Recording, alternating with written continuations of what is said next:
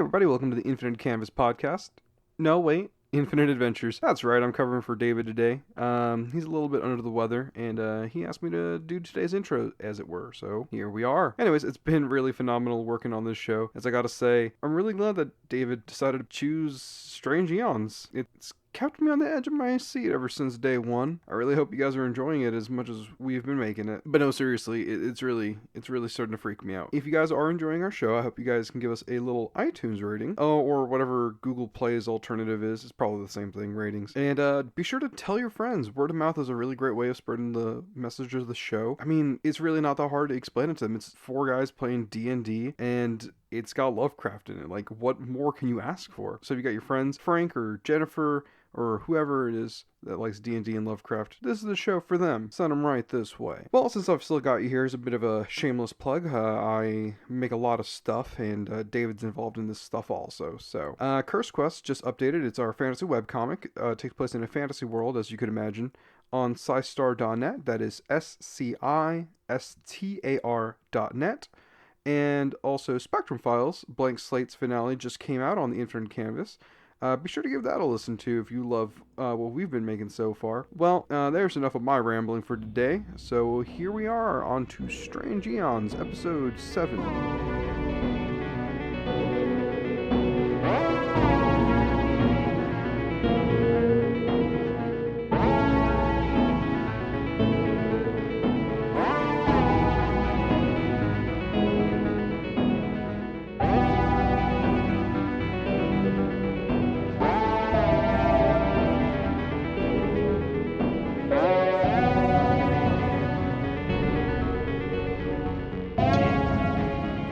Yes, I did.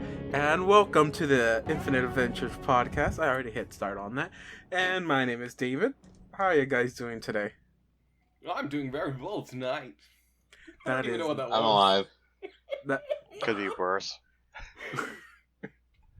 yeah, Slightly but sticky. please, no, don't show any excitement at all. Okay, if you say so.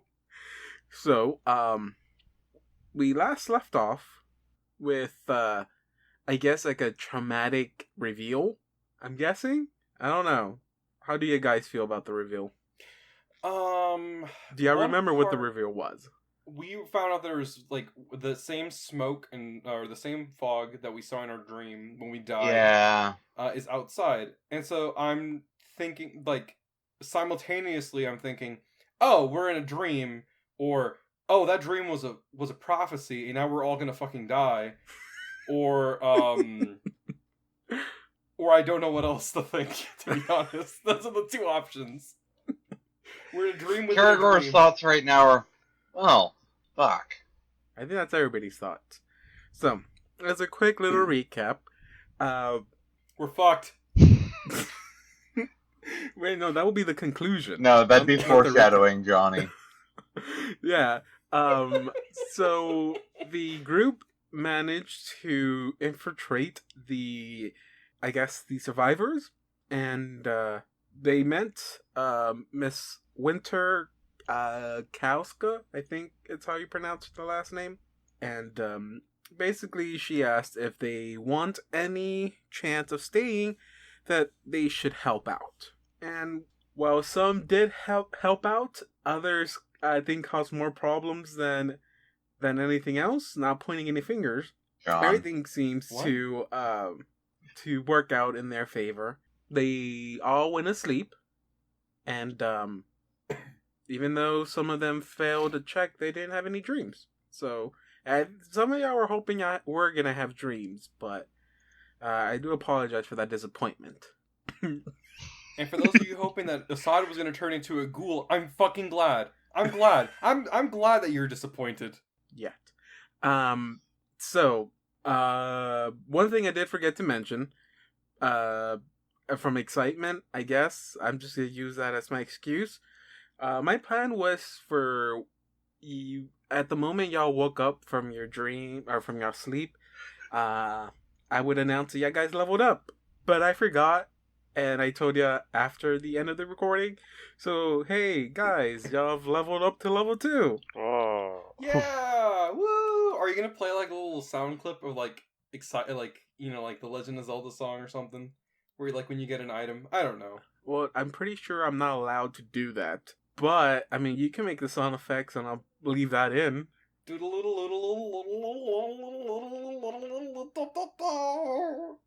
really bad. But... See, I was trying not to go for accuracy. You hit it right on the nose. Y'all guys leveled up. Miss Winters, or Captain Winters, took y'all into a little room, and I'm pretty sure all of y'all thought y'all were gonna get kicked out. Or killed. That too. But y'all worked, and I guess with the nagging from York, she was convinced to let y'all stay. She gave you the freedom to ask her any questions you had, because for all she knows, y'all don't have any memories, and y'all didn't really ask that many questions. But one important thing you did say, at least when y'all were talking about your dreams, was that there was a mist or a fog in many of your dreams, and that is when she took you to the window and showed you, hey, did it look like that? And the answer was yes. So, guys, I have a quick question about memory loss in fiction in general, and it's not something that I think really concerns our specific group, but this is just something that's really bothering me. And it's that, how do characters that have memory loss know that they don't have memories? Like, that's an inherent part of, like, knowing who you are, I guess. It's weird.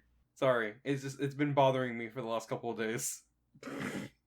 Because if I lost my memories and I didn't know who I was, like, the way I live my life knowing who I am, like, I don't care about who I am, to be honest. So it's like, if I lost my memories, I would that would be a burden that would be lifted more than anything else. I mean, that's what you say because you know how you will react.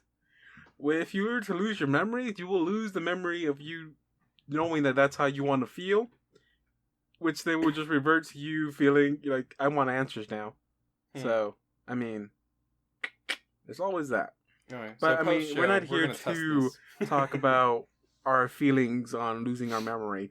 We're here to continue. So, Winter takes you to the window, shows you that the asylum you guys are in, the Beresford Asylum, is currently surrounded by the yellow fog, or mist that was plaguing your dreams. You like to say anything? Can I roll a perception check to see if this is a dream? Perception? Go for it. Why again? I want to see if we're in a dream. I still think we're in a dream. Like a really, really long dream. I would say you do not feel like you're in a dream. I rolled a 14. I would say you do not feel like you're in a dream. I see it was a high DC check. Oh, great. Blue, didn't you say something about someone in one of your dreams saying the dreams not being dreams? Yeah, something like that. Wonderful. Hey, you still got that box we found? Yeah, it's right Let me here. see it. I thought I gave it to you, though. By the way, Winter's still with y'all. No, I'm aware. Okay. I just, like, during the middle of that, I was like, okay, that was nice for you. Hey, well, you know that box we had? I want to look at it now. And Winter's just like, wait, are we done now, or? Oh, no, don't get me wrong. I am internally freaking out. It's just, it's a bad idea to do that near, injured people. No, you're right. Come, let's go back to the room. Yeah. And so she guides out back to to her little homemade office. Which one's that? Where I am. Right in there. I'm very lost. Where our weapons were kept. Second room the one where I almost decided to beat everybody up. Yes, that room. And kill us all. No, it would have only killed me. I would have just watched. Thanks, Blue. Thanks. I'm really Karagor glad that you're might have keeping laughed that. a little. I'm glad to know this is where our friendships are. Well, the thing is, Karagor does like your character. Karagor heals him. He keeps Karagor from being hurt. That's how this works. Do you know how happy this makes me to hear this? You don't sound very happy. He sounds delighted. Blue, what Sounds did you decide to ecstatic to turn me. on me? Okay. No, turning Let's on go him to would the be too much office. effort. Sit in the corner. I don't like you guys. I am in the corner. You're in that other corner. I'm gonna go over here. Quick question, was that mist here before or after you got here? Me and my men walked through the mist. Nothing weird about it. We came to the asylum, and then we found that something had happened here. This is when we found some of the survivors of the asylum, and I decided to take post here. Seemed like the safest area in the whole building, so that's where we brought everyone. You say you came to the asylum. Yes. You're not guards from here? You're from somewhere else? No, they're soldiers, dude. Well, excuse me. Yeah, I'm sorry. I forget that you don't have memories, so pardon my lack of information. Yeah, I'm sorry. I did introduce myself. Like I said, my name is Winter Kauska. Yeah, I'm not from here, not from this town, not from this building. I'm a sister of the Maiden Choir Cathedral. It's in, hopefully I pronounced this right, Calphas? Calipphas. Whoa. What? Calphas. No, wait, hold on. I think I wrote down too many letters because I wrote Calphas. Ah, yes. Califas! I'm sorry. Oh god. At least it isn't Piranhas. My associates and I were helping a royal accuser investigate strange things happening in Thrashmore, which is the city you're in. Well, not city, but it's like kind of Thrashmore's like a state, I guess. No, wait, opposite, wrong. It's a city. Or a city-state? No, it's a city. Okay, good, because I actually don't know those terms, to be honest. Yeah, Thrashmore. Thrashmore? Thrashmore? Is the name of the city? Thrashmore. Yeah, we were. I was sent here by a royal accuser to investigate strange things happening here in Thrashmore.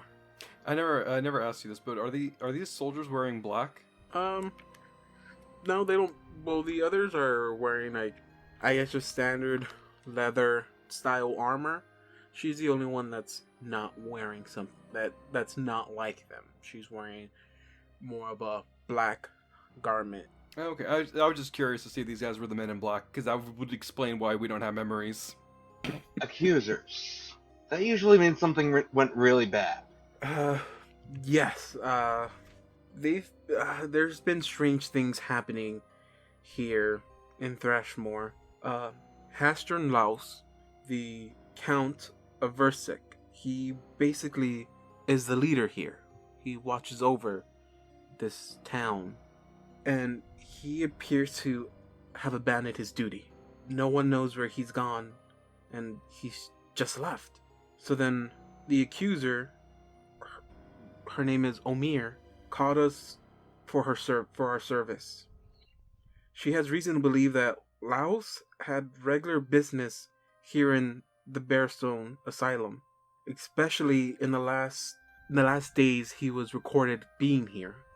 I don't know what he was doing. No one knows what he was doing, and he just left out of nowhere. So she sent me along with a few of the associates to come and investigate the asylum and what's going on here. She sent us first, and she was gonna come and follow after. See? Well, I can most certainly assure you that something's gone wrong. No, I mean, I'm sorry. Is that something you have to really verbalize? Like, we kind of all figured that one out. Have you tried getting any messages out? Well, I don't think that's possible anymore. As if it seems like the outside world has basically turned against us. See, the fog let us in, but it's not letting us out. As I sent a few men out there, to see if they can call for more help. As soon as we got in here, we noticed that there is a revolt happening, but not a common one. It wasn't a weird uprising of patients against the doctors. It was more like a religious cult trying to gain the power of the asylum. It seemed like it was going to be a little bit more than what I could handle, so I sent some men out there to go and retrieve the accuser Omir, but they never came back. I sent out one more man out there to go and see what happened to them. And as soon as he stepped out, he came back saying hours had passed. And he was walking in circles. After that, we just gave up on trying to leave. We thought that if we just wait here, the accuser would send help. So that's why we just stayed. Okay, I'm going to use, I should have knowledge religion. Yeah, I have knowledge religion. Knowledge religion to, kind of be able to tell if an accuser of Pharasma would actually, come and investigate directly if she didn't report in a certain amount of time, and what that amount of time would be. 22.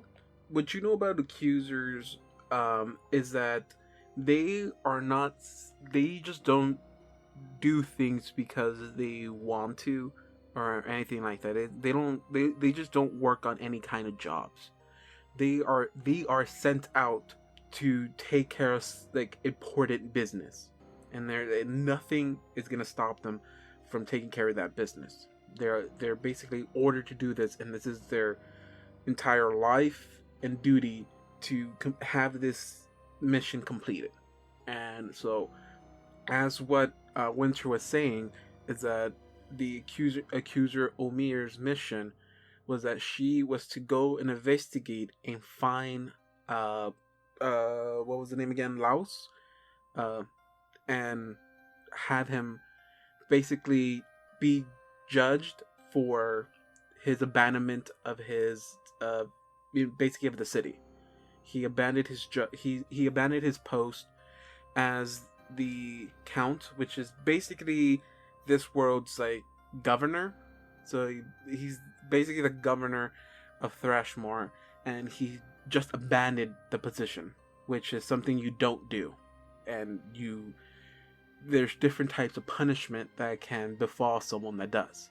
And again, And the accuser is the one who collects all of the information. Yes, both information and the person being charged. Yes, and yeah, it's her duty to bring them to basically the courts to be judged, and if possible, if not, if there is resistance, to be the one to take care of it then. So yeah, you know that this is a duty that an accuser takes with, full priority to complete. So if someone's been missing, so then the accuser should have gotten here by now then. Yes, but now the thing is that Winter was sent ahead. So Winter arrived earlier than the accuser was scheduled to arrive. She doesn't know how long how long the accuser was gonna take to get there. But she said that she was just ordered to go on ahead, and as soon as she gets there, to investigate the asylum. So that was her duty, and they've been there for at least a week. And if she didn't say that, then I'm saying that now. They've been there for at least a week, and she was expecting for Omir to get there 3 days at most after Winter gets there. So she would think that maybe she's been in the city for approximately 4 days without hearing back. But again, they don't know what happened to the first man they sent. So for all she knows is that if they did manage to get out of the mist, then she's already been informed. But that's her, thinking positively. She's leaning more on the side of I think those guys they're being dead. Lost in the mist. Yeah, she's hoping for they got out, but she's slowly leaning on they died. So our primary thing right now is making sure that everyone stays safe and alive, right? Asking me or her? Karagor's asking Winter. Yes, I mean, like I said, my plan was to just stay here and hope the men I did send out at first made it out. I'm just waiting for Accuser Omir to send more help.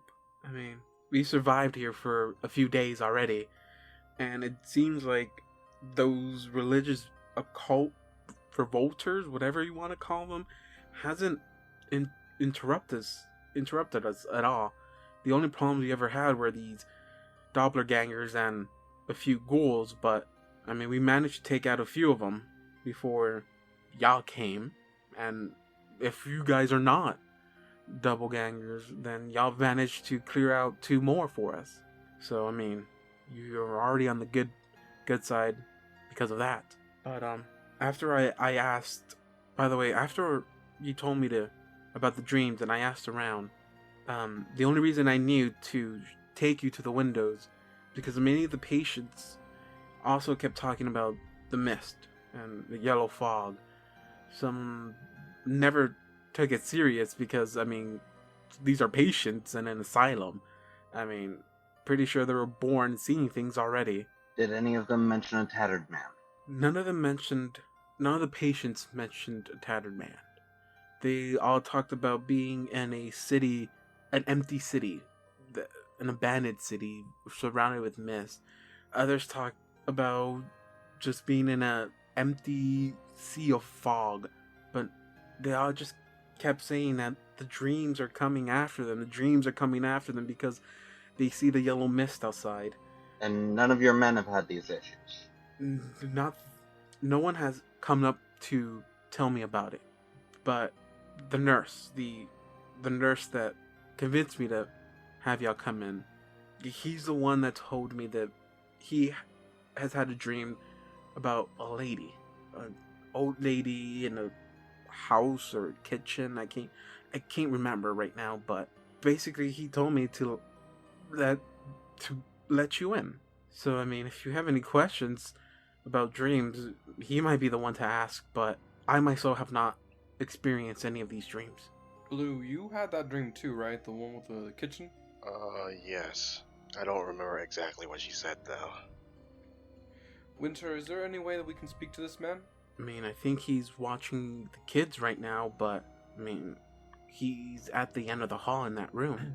Just the regular room, right? Not the creepy one with the weird... No, not that. Crying just sounds? the one right next to Okay. the chapel room. If anyone talks to him in there, it should be you two, because, I don't think kids would exactly like me. Oh, you wouldn't know that. I mean, I know some... I know that perhaps, maybe, if... Fuck. Okay, I realize that I can't make a reference to this world's version of Batman because I have no memories, but you get the idea. Well, that one... That sucks. Hey, so you're gonna split up and have these separate conversations? Starlight? Yeah, because, Karagor wants to talk to Winter about, effectively getting more food. This is high quality Dungeons and Dragons. Okay. So I'm gonna move Assad over to the other room. I tug on Church's robes. Yeah. We need to get into that kitchen soon. That's what I'm about to talk to Winter about. Okay. Assad runs back. no rats. You cook rat one time and they'll never let you down. Never let you live it down, huh? You hear from the other room. No. Someone Winter. someone is portraying they have as good as hearing as they should have, because some roles don't say that. I forgot to tell you, but I'm not gonna modify my thing now. I was supposed to put 2 more skill points and stuff, and I was supposed to put it in perception, but that's besides the point. It's too late now. Why can't I do all Probably still hasn't kicked in. Does it let me do the perception rolls? Okay, so you're Alright, gonna I guess I'll head walk down in. to basically the doctor's room or the nurse's room. Are we gonna go one more room in? I walk in. God, don't even knock. That's a bit rude. Okay, fine. I knock. I don't. Well, that's expected from you now, from this whole little civilization they Well, have here. I thought it was open. I thought it was. I mean, it open. is, Okay. but you don't just barge in a room. Well, Yeah, you never know what he's doing.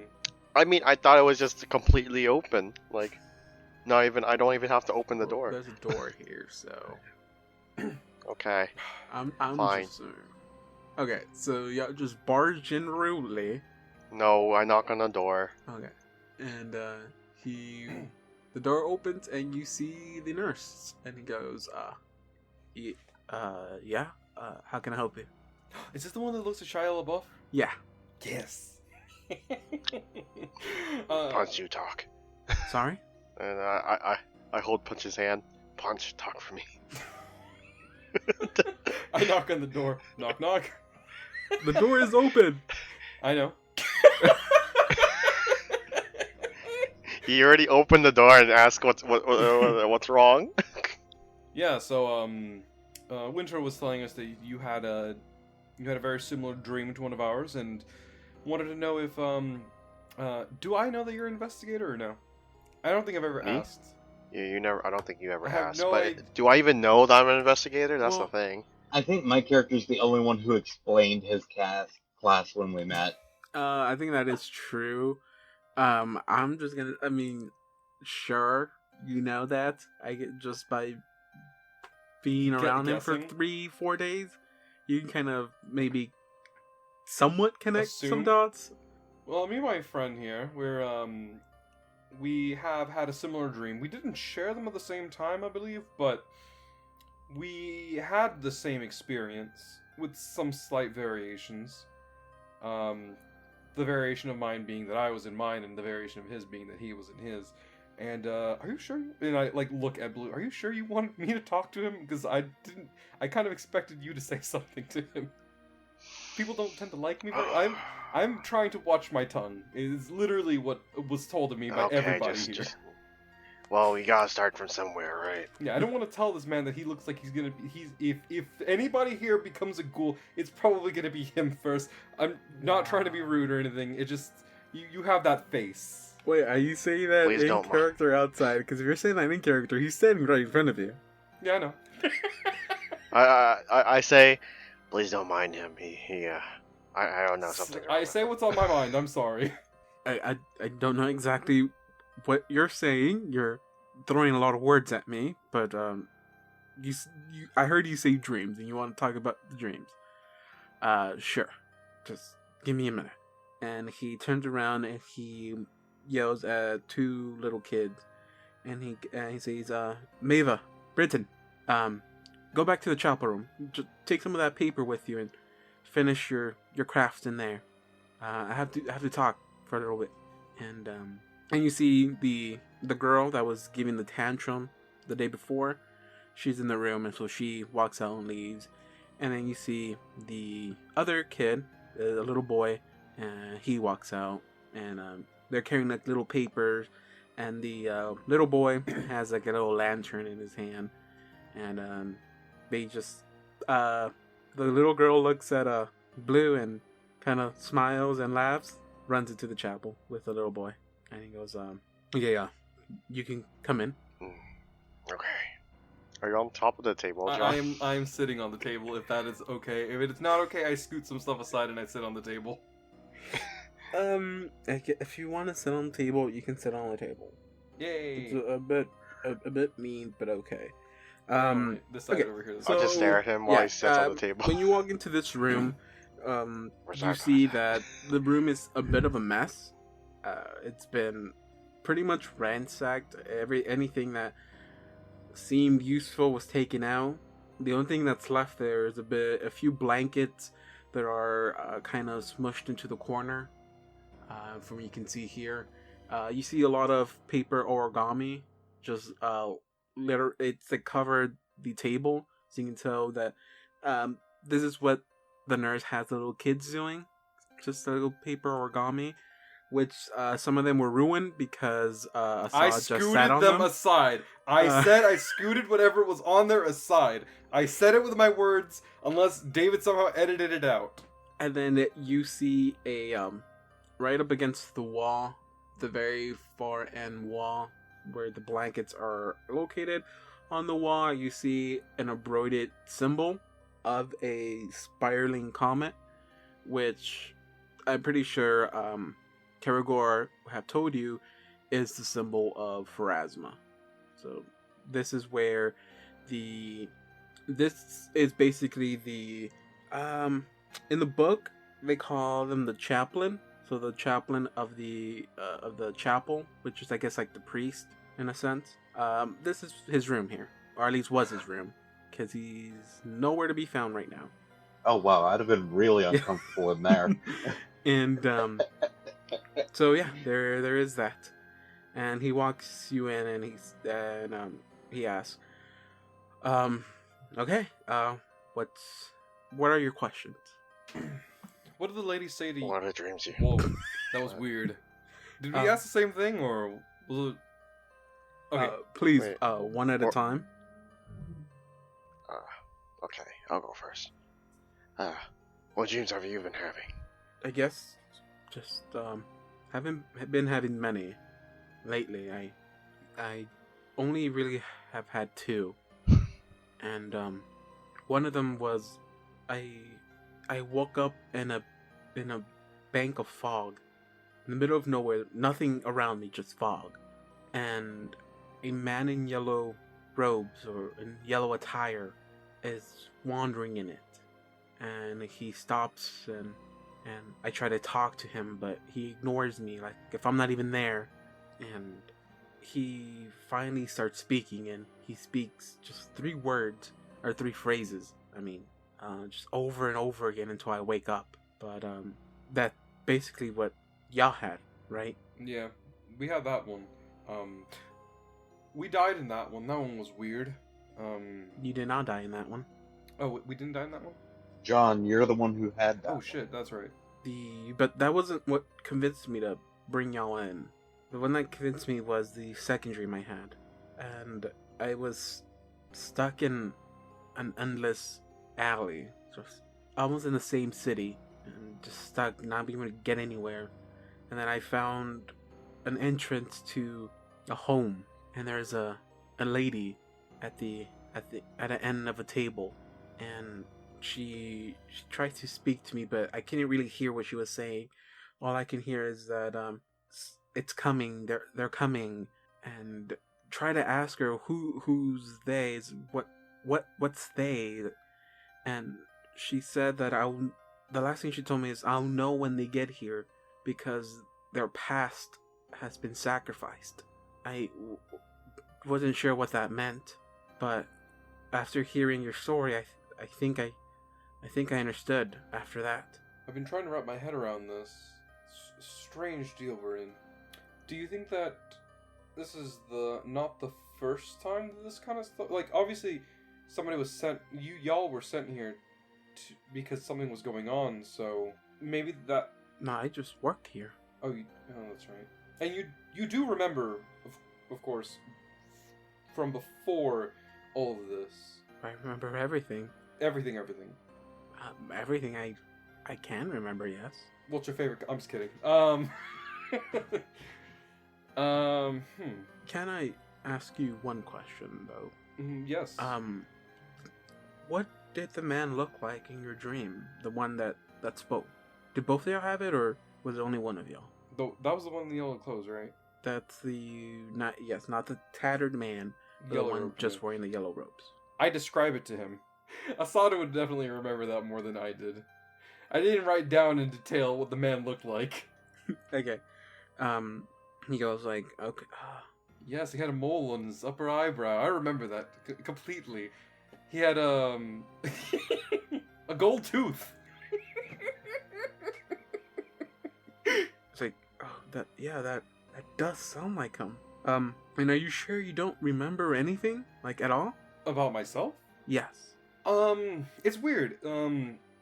I can remember how I feel about things, but not like the actual information of those things, if that makes any sense to you.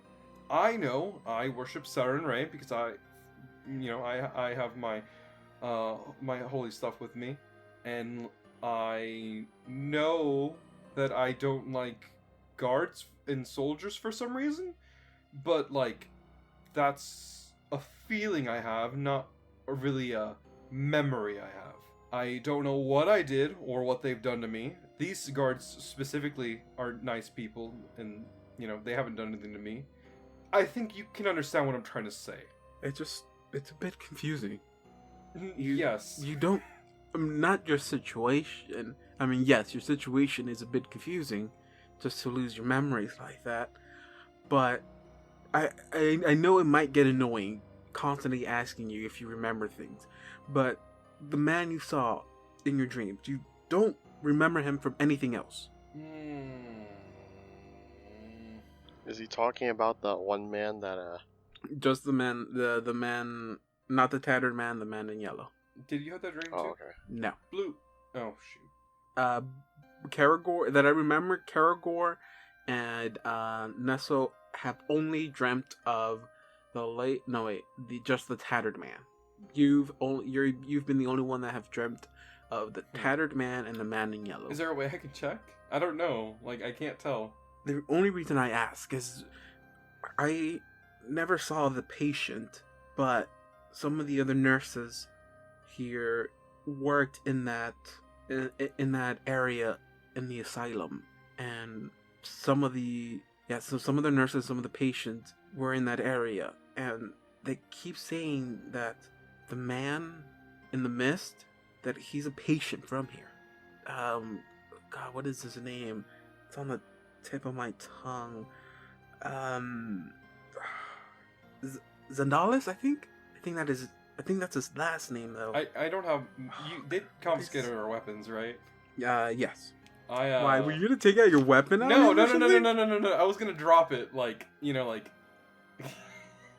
And Well, I'm sitting on the table, right? actually, Winter let us have our equipment back last episode. did she? Oh wait, she did give you back? Yeah. I didn't remember if I gave it back to her or not. I don't remember this. Well, it's fine. It's fine. I'm gonna. Well, I'm already. Okay, I'm just gonna. If Dawn says I give it back, then you have your weapons. Well, I also remembered that I got my memories back, and I gained like 3 levels. No, well, that's not true. But he goes. By the way, the dream Karagor had was decently creepy. Well done, David. So I'm sitting on the table, like on my edge, and when I hear that, I like fall over. I'm sorry. Why? I had that dream too, didn't I? What I'm pretty sure. No. That was the guy that was sitting down, and he was like, "Praise Zendalis." That thing. The guy rocking back. Zendalis scene. Yes. Yeah. That one. I'm sorry. Zendalis is a patient of yours? I'm still on the floor. I mean, I myself didn't take care of him, but he was a patient here, yes. But he wasn't one of the crazy ones or anything like that. He came in here almost in a state of vegetation at first. He wouldn't move, eat. You force fed him, not because he was, mentally, or he was born like that. He didn't want to. He just sat there, and up until what is his name? Laos. Count Laos came and brought him painting instruments, and that is when he just started interacting with things, not other patients or doctors. He just painted. He sat there and painted, but I don't know why. Do you know what he painted?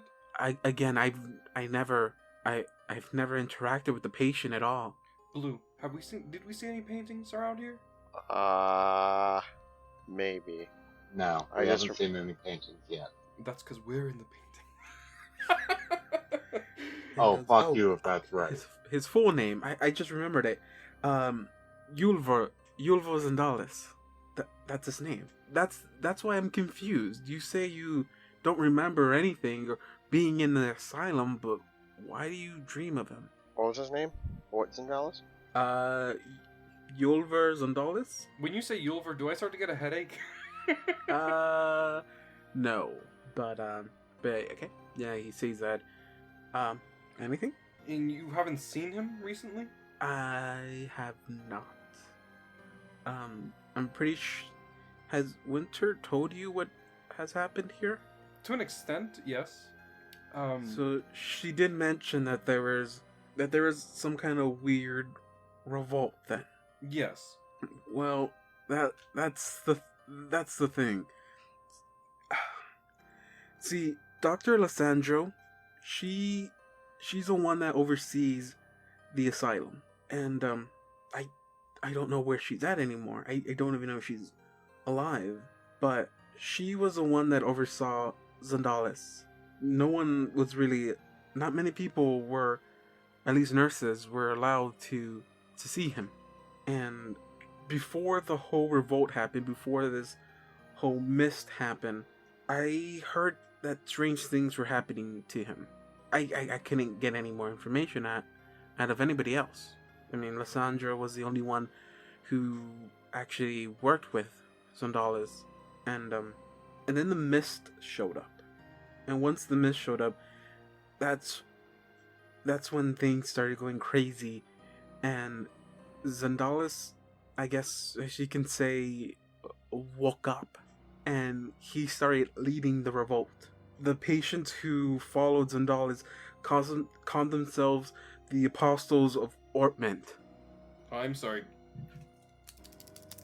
Apostles of what? Orpment? Ortment. Can you use that in a sentence? Yes. The patients that follow Zondalis God- call themselves the Apostles of Orpment.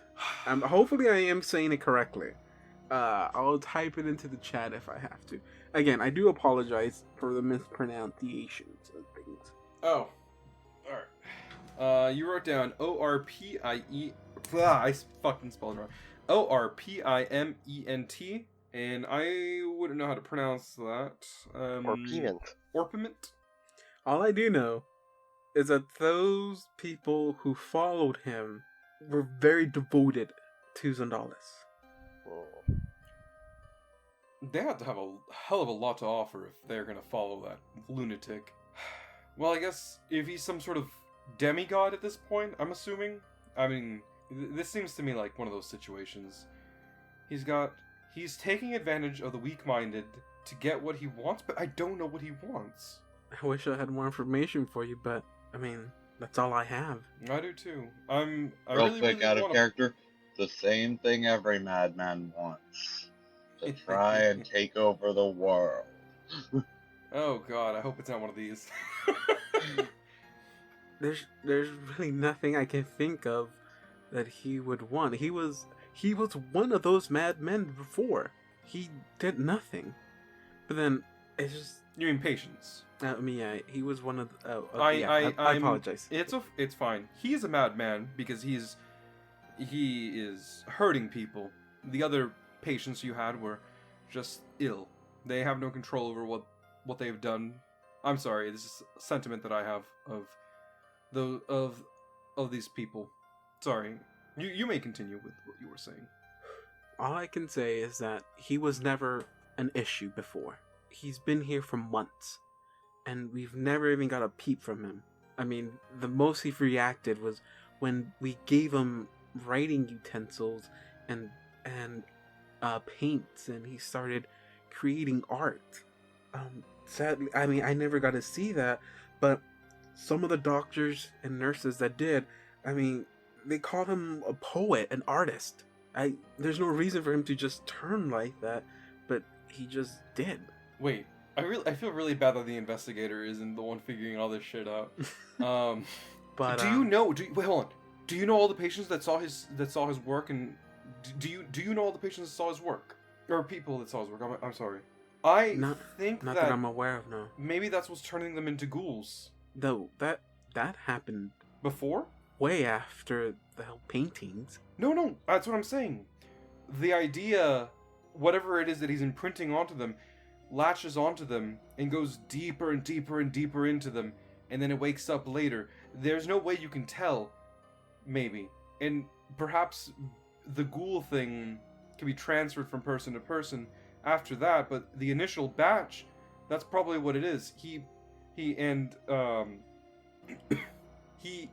planted it into them, into their minds, whatever it was. He incepted them, if you will.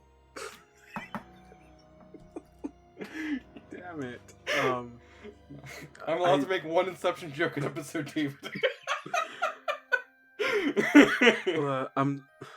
I don't know how people become ghouls, but I'm sure that is not how one becomes one.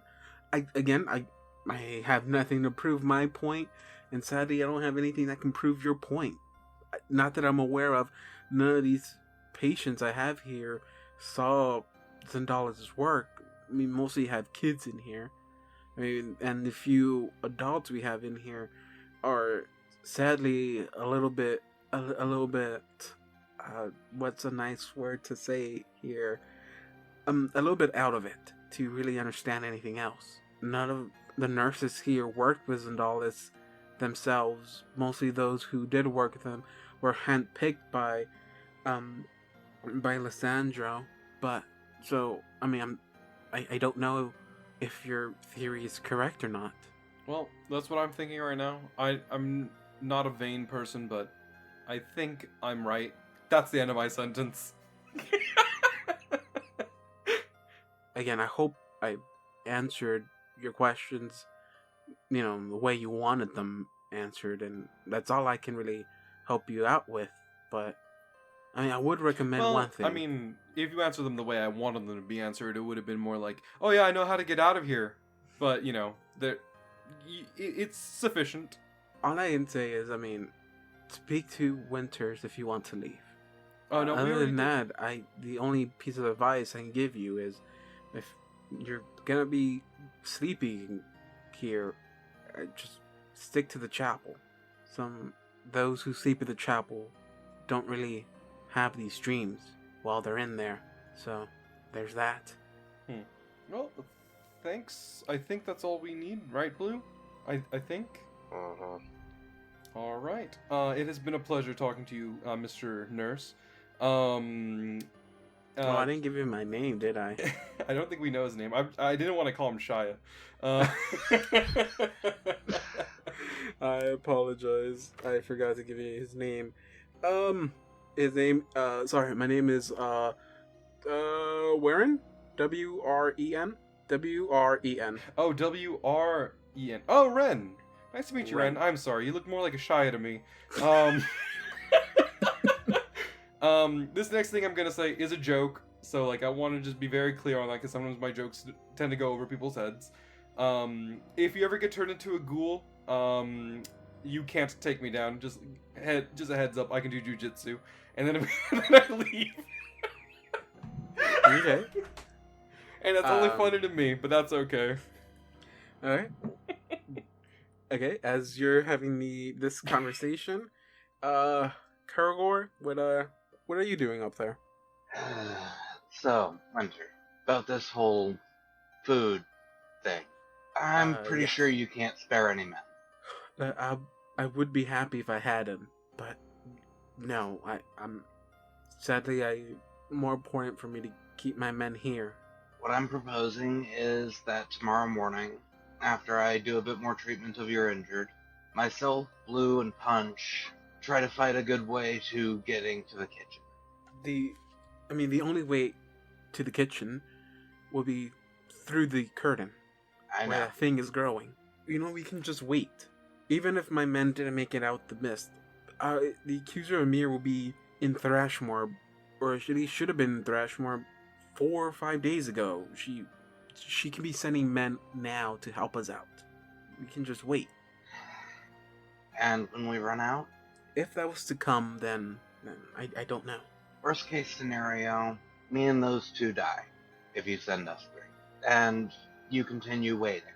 For some reason, it sees the curtain as a obstacle it can't go past, is my guess on things.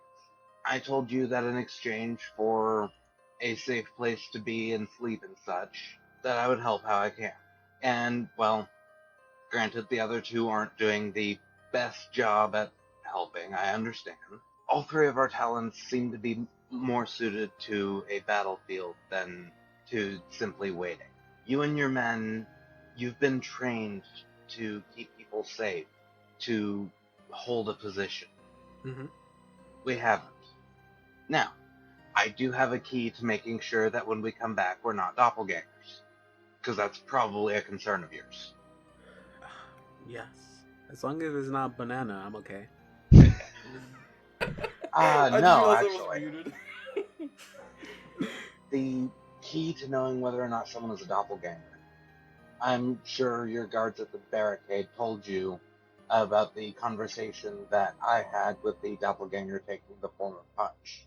I mean, they've informed me that yes, one was pretending to be your friend. They can take the form of someone. That person has to be alive. But they can't take the information. They can't take whatever that person knows. Code words. Things that both you and that person knows. That's why I asked the doppelganger what happened in our shared dream. If I were to agree to just let y'all venture out, what exactly were you thinking? Well, personally, I suggest making the code word different for each of us.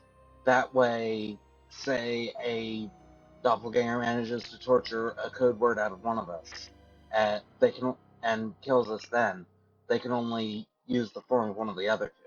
I understand that this is a risk that you are a bit wary of taking. It's a risk that I'm not too fond of myself. I've done quite a bit of fighting the past couple of days. But I'm wanting to go forth and do this so that I can keep my word. From what I've heard, the disciples of Pharasma are always pretty good about keeping their word, as long as the other side keeps theirs. Okay. Will you give me a day to think about it? Certainly. Because you're correct. You are a lot more useful here than out there. If we send those two out there alone, though, they'll die. I am a cleric of Pharasma, and I can only do so much healing myself. Having you here would take that burden off of me, and we can both be very helpful here. So, losing you, even though the one you worship isn't ideal, but you've been useful and helpful. Even though, according to both of our clergies, we are supposed to be enemies. Yes. So, just give me a day. I'll talk to York, and are you even sure your friends want to leave here? You hear a whisper in the wind. Yes. They are probably also somewhat uncomfortable with the situation for different reasons than I am. Okay, fine then. Just give me a day. Yeah. And I'll call York over and a few of my men, and we'll vote on it. I'm pretty sure you know where my vote's leaning, but if they agree that's a good idea, then you're free to venture on. If nothing else, we have approximately a week of food if we ration it out properly. Let's just hope we get help before then. And she gestures to the door and tells you, if you want, you can go ahead and leave. I'm gonna talk to York. I'm going to go look over the patients. So yeah, as you walk out, pretty sure, gonna say the conversation ended at around the same time. Punch and Blue had their conversations end, so yeah, I couldn't walk out at the same time. And then Wait, so did we ever get the nurse's name? Yeah, it's Ren. And as we walk out, I don't actually. I'm not giving church eye contact. I'm just looking down at Blue, and I'm like, and that's how I would take down Ren if he turned into a ghoul. Hey guys, nice to see you again. Hey, how'd your conversation go?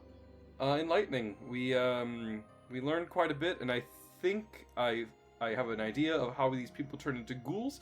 And also, I preemptively threatened a man into letting him know that I can take him down with jujitsu for no other reason than I think he's ghoul material. But that's neither here nor there. Okay. Well, by tomorrow we'll know if the three of us are going that way. Nodding towards the curtain. Oh, the spooky curtain where the children are crying, and I kind of look at it. The one I don't want to go into, but we'll go in there anyways, I guess. Well, you guys want to get ourselves a way out of here and such, right? We saw a window out in the chapel. We can't just burst out through there. And you like being able to eat while we're helping take care of these people, right? Right. I'm not saying I'm afraid. I'm just saying I'm concerned. I don't exactly relish the idea myself. Hey, I also Church. don't like relish. How dare you? Hey, Church. Hmm? So, did you ever discuss a way to get to the kitchen? Yeah, through that curtain. I thought it was on the other side. Yeah, the other side of the asylum. That's our route through, since the other end is kind of, crushed, I'd say it's blocked by very, very heavy rocks.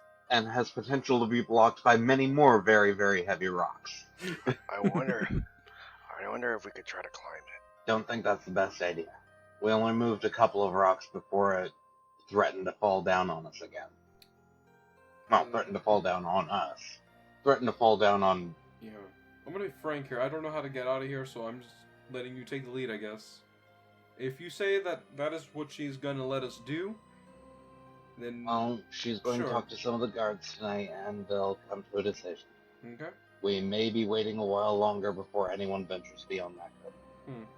It all depends on what they say. Well, there's nothing else to do other than prep.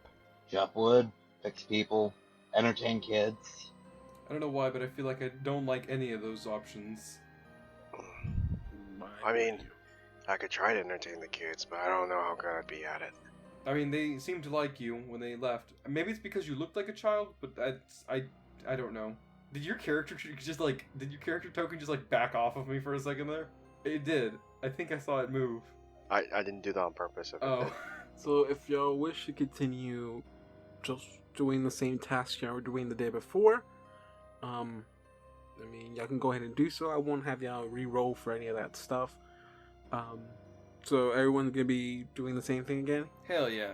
Okay. Just chop Okay. wood. I guess Chop, chop, chop. I guess I'll try to entertain the kids. Where are they at? I say, as you walk into the room, you see the two kids are with, what was her name again? Was it Izzy? Izzy. Izoid. It's Yeah, Izza, yeah. Izza, okay, yeah. they're with, Oh, one of the first things I'm going to do is activate my Soul Seer trait. Look the direction of the curtain. If there's anything living or undead within 30 feet of me, in front of me, I can tell what condition it's in, whether it's alive, undead, or autonomous. you don't get any sense back. And since it lasts a minute, I'm going to use it to help me take care of patients. Figure out who's in the most need of healing. Hey guys, I'm gonna cure everybody that's in here. I only have 1 minute, so we're gonna make this quick. So, I mean, the only person that it's really a engraved illness is a little boy you were helping in the first time you were here. Alright, on my way over, I'm going to wave in a friendly manner to the nurse. And she totally remembers what you did last time for him, and she doesn't get in your way this time. She confidently lets you approach. Alright, so first thing I'm going to do is try and see if he's strong enough to withstand a Cure Light Wounds. No, yeah, the seizuring he had, I would tell you now, was not him reacting to your cure light wounds. That was just a moment of his body that his body going through like a weak state, or he was in such a weak state that it was just something that just happened to occur at the moment you gave him a cure light wounds. Okay, I'd be able to tell that through a heal check or something like that, so. Yeah. I'm gonna say I think you made a check last session, so you know that he was not reacting to your magic. Are there any new wounds on it? No new wounds. Okay. So, a Cure Light Wounds, since I did say 1 per day should be how it goes for this kid. Okay, he only got 2 hit points back, but I mean... And you can see some of his injuries are closing up. They're not, I mean, some of them are pretty old already, so they do leave scars. Sadly, magic did not take that away. Mm. But yeah, you see that your magic is being helpful. It's not 100% solving the problem. You know, there's more. It's more than just physical damage to him, but it's at least, you know, setting the groundworks to get him better. And then typically after that, yeah, continue chopping wood. You don't have to do a roll for that. Cooking the food, I won't. Yeah, don't roll for that as well. You successfully do it. And so yeah, if y'all want, we can end the day here, or is there anything else y'all like to do? Can I make my magic then? I would actually like to use my newly put points into profession cook. Oh, okay. Oh, I thought you were gonna do something else. Hey, that does remind me. You do have a few items that were emitting magic. That too. I need to do some spellcraft. Yeah, checks. yeah. If you would like, check that out. You don't have to cook. I mean, you don't have to roll for the cook unless you really want to. I'll let it go this time, provided I'm not using more ration than what is needed to feed Well, everyone. if you want to, I'll let you do a roll. If you surpass, you don't use up that much ration, so you extend the ration by one more day. Can I help? Can I help him? Can I do You can that? aid him if you want. Alright, Can what I help what him is eat the the roll? rations? What's the roll? What's the roll? It's For you, it would be survival. Yeah, it will be. Yeah, you have to do a survival check. I would basically just have you, like, cutting vegetables or something. But Church is going to be the one that is the main one that does it. So The vegetables are cut really nicely. yeah. So okay. So yeah, he with the help of Blue, he cuts them like thin enough that it doesn't that you get a lot more out of the vegetable, but not too thin that it's just like eating nothing or paper. He cuts them the right size that you use a good amount of the rations there, so you don't use up more than what y'all need to. Y'all use a perfect amount. Beautiful knife work, Blue. Thank you. Okay. So, did anybody write down the items that were emitting magic? The box full of stuff. One of the pearls was. The bag would have been, from what you and I discussed earlier. I think that's all we got, other than, our equipment. And okay, do you want to make one roll for all of it, or do you want to make separate rolls? I'm wanting to do separate rolls. So that's 3 items. Yeah. The pearl, I got a 9. The bag, I got a nat 1. And the box, I got a 9. Okay, so the day ends, the new day begins, and you can basically check once every day. So if we end the day now, you can go ahead and do rolls again. Probably a good idea. Yes. I want to clarify something right now since we're asleep.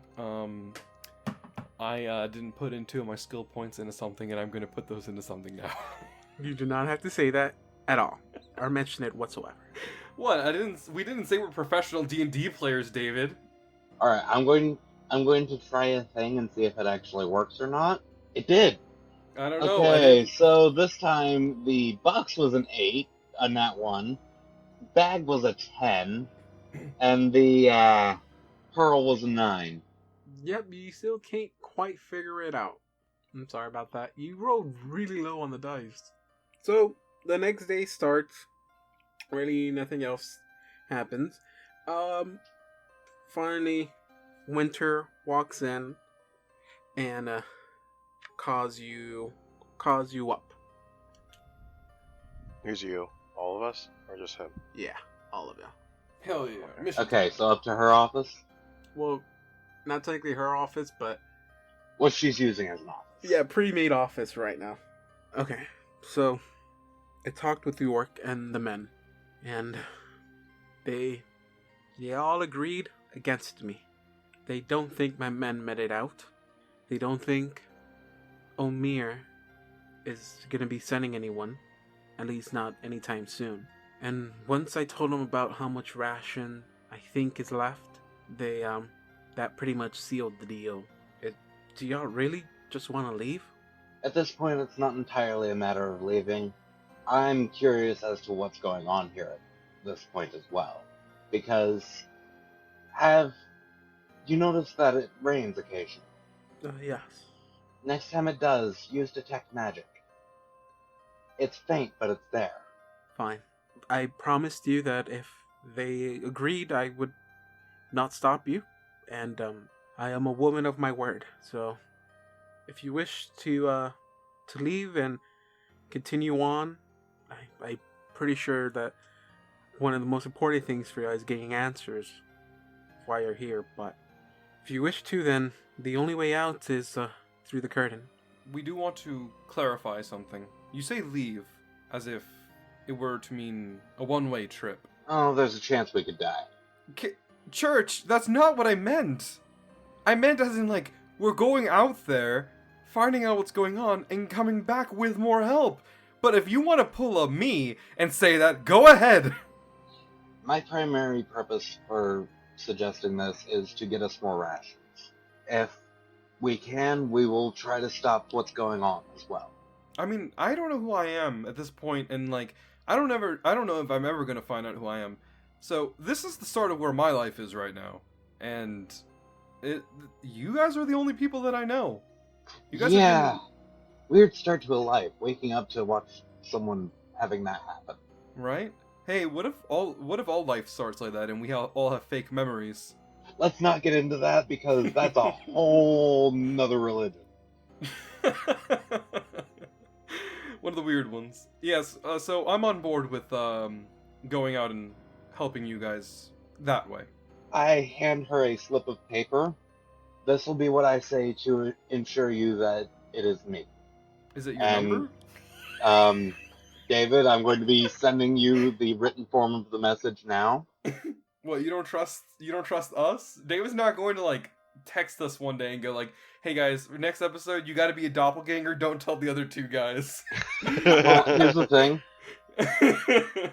Karagor's somewhat paranoid by this point because of the doppelgangers. Did you tell us about the plan or no? Like the whole code word thing? No, I did not mention it to you. You guys need to, and he will actually tell you guys need to discuss with her separately what you will say to assure them that whoever comes is not a doppelganger. So, like, the code word, well, she already knows about the banana one, I'm pretty sure. Because I think we said it in front of her. I'm pretty sure. And if not, well, then I fucked that one up. Okay, if I can think of the code word, if you each want to come up with a separate one, then you can each think of it and then just tell me.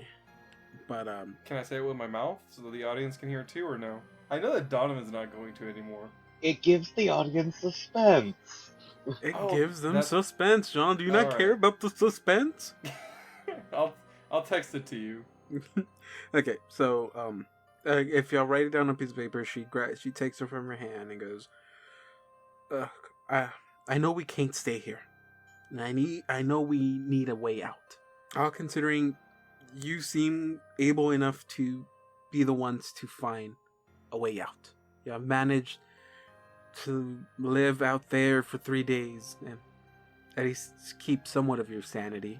But if you can find a way out to escape, some route that doesn't have to lead us through the fog, and you manage to not just get me, but get these patients, get these nurses out safely, I'll make sure, personally, that the Royal Accuser rewards you well.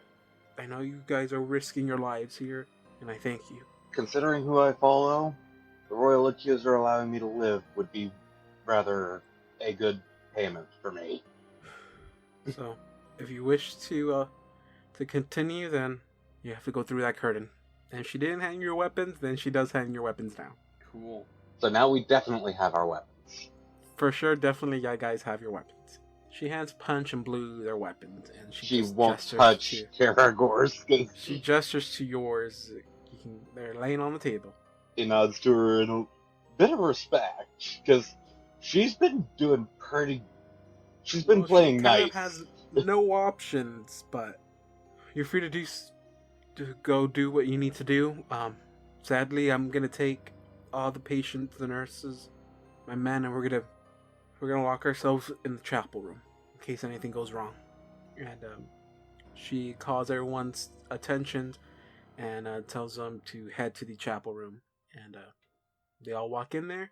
I left a copy of the recipe that I used for the soup. And Itzy walks out and says, guys, no offense to y'all, but I think I'm gonna stay. I don't really blame you. You know what? None taken. Having around however many guards are in here, soldiers, like 6 or 8 of them, I didn't pay attention, is a lot better than just 3 of us. So You're safer here, basically. And I can sleep a lot better knowing that I don't have someone breathing down my neck. I am And like, she makes as hard of a eye contact with Karagor as she can. as she says that, I'm kind of like doing that hand motion with like with like my hand up to my neck, going like no. Karagor just raises his hands exasperatedly, just...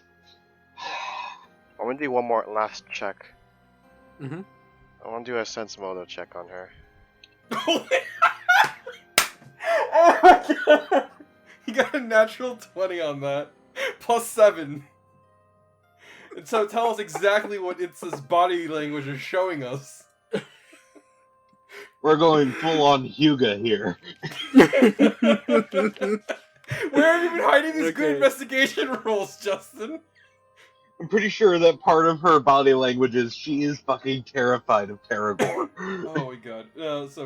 Justin was asking a question. Do I get to see inside her mind now? Okay. No, I will say a natural 20 on skill checks isn't always a succeed. I know. But I will say she walks up to you, Blue, and says, please watch yourself. The company you're with aren't really people I'm that fond of. You've been the only one that's been kind to me, and I appreciate that. You don't know how much that means to me. Thank you. Alright, I guess. And as she says that, you yourself don't really believe what she's saying. I don't believe what she's saying. Yeah, there's whatever she just said. You don't really think she's sincere about it. Okay. Oh wait, I think I left one of my bags in the other room. No? Did you want to Alright, go I grab want that? to go back and get it. Okay. Thank you. It's a. Hey, what's And his last she- name? I don't want to look it up, so Hold it's on. just weed. I think it's a weed. I think Okay. it's weed. Yeah. Oh, so it's And not she- Mario? Okay, so I walk back in this room. She's still in here, right? Well, no, she's well, technically she would be down here, and she's trying to guide everyone into the room. Okay. Do I pass one of the guards? Yeah. I tug on York's pants. I have to And, tug on people's pants. You're very short. You kind of have to. I tug on Okay. York's pants. Okay. He looks down and goes, yes, little man. Can you do me a favor? You're the one risking your life for us, so sure, name it. Keep an eye on the one we brought in. She's not being completely truthful to us. Okay. Alright, Fine. so I walk off. I whisper into his ear though, just so you Wait, so did he like kneel down like all the way to the ground, or did you like? know. He had to. I had to pull him down. Okay. How to and speak to so- short people? No, you clambered up to his ear. And after that, the Winter goes ahead and tells everyone to come in. Before she shuts the door, you see a little boy run out, and runs up to Assad. And I don't know if you're facing the door or not, but if you're not, he runs and like tugs on your shirt. Yes. I turn around.